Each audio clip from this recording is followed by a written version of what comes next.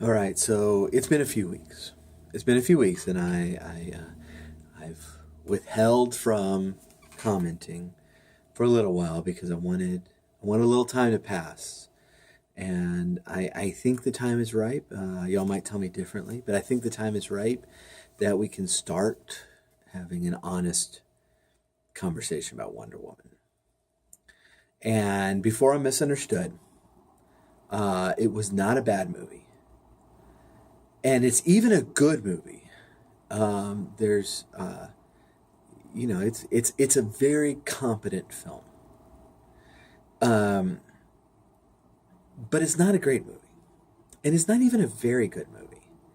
It's a solid like 3.5 out of 5 stars, and there's a lot of things that are really right about the film, and there's some stuff that's not good. Um, Gal Gadot as Wonder Woman. I loved her from Batman and Superman. I thought she was good here. I I thought I thought her character was a little too cutesy, but she did a great job. Her chemistry with Chris Pine as Steve Rogers.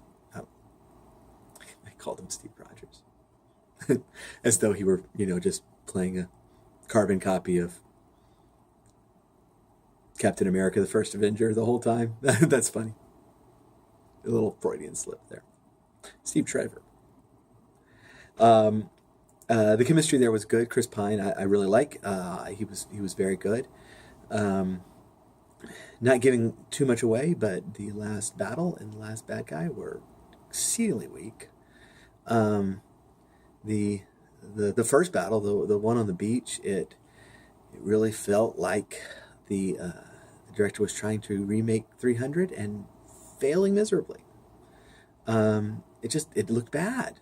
Um, the CGI was really obvious and I just pretty weak. And so I liked it. I enjoyed it, but okay. So like pulling up Rotten Tomatoes, this movie's at 92%. And this is the thing. It's like I'm not saying that this should be a 23% movie.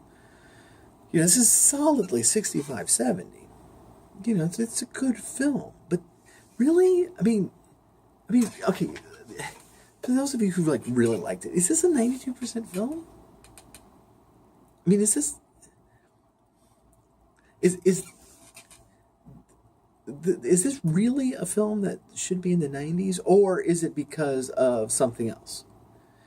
And is it because that we feel, and this is the line that we keep hearing. Not that it's a great film, but it's the first one starring and directed by a woman. And is that the selling point? Because that's not a good enough selling point for me. It feels like we're grading on a curve here.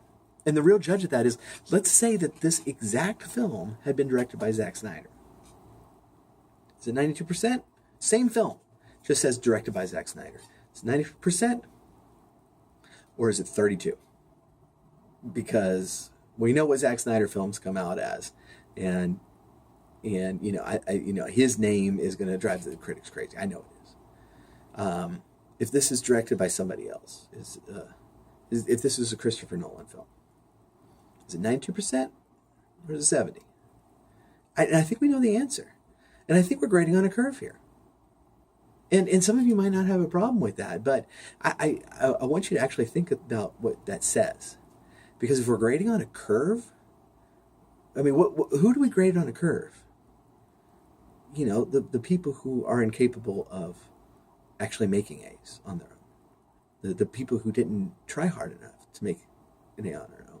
Are we really saying that women can't make good enough films, and so we've got to grade them on a curve?